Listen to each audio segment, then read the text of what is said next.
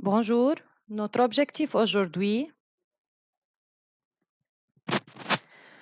Bonjour, notre objectif aujourd'hui, on va vérifier l'électroneutralité de l'atome par calcul des charges nucléaires, c'est-à-dire du noyau, charge du nuage et la charge totale de l'atome. Comment faire ça? Comment vérifier que l'atome est neutre? En se référant au tableau précédent, on peut calculer la charge nucléaire et celle du nuage. Quel tableau? Le tableau des caractéristiques de protons, neutrons et électrons. Premièrement, on va calculer la charge nucléaire, c'est-à-dire charge du noyau. La charge du noyau, c'est la charge de tout ce qui est dans le noyau. Alors, ce sont les nucléons. Qu'est-ce que ça veut dire nucléons? Les nucléons sont les habitants du noyau. Alors, tout ce qui se trouve dans le noyau, qui sont les protons et les neutrons, n'est-ce pas? Alors, charge du noyau, on désigne Q, la charge. Charge du noyau est égale la charge des protons plus la charge des neutrons. OK? Protons et neutrons, ce sont les nucléons. Alors, les habitants du noyau. On remplace chacune par sa valeur.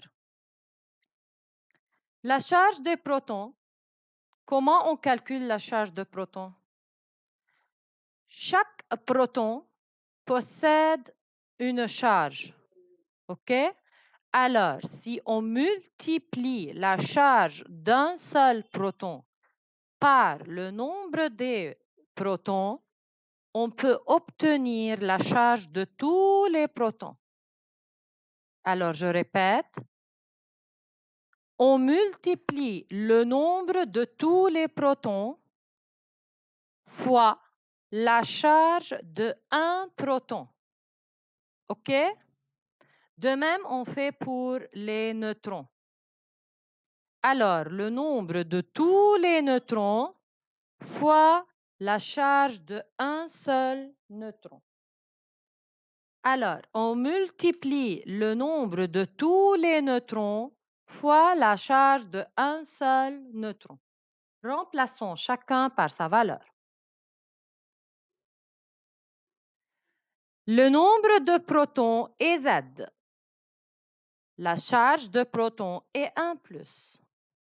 Alors, Z fois 1 plus, OK, c'est la charge de tous les protons, avec le nombre des neutrons est N, la charge de chaque neutron est 0.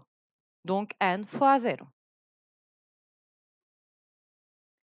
Z fois 1 plus, ça donne Z plus. N fois 0, ça donne 0. Alors, on obtient en finale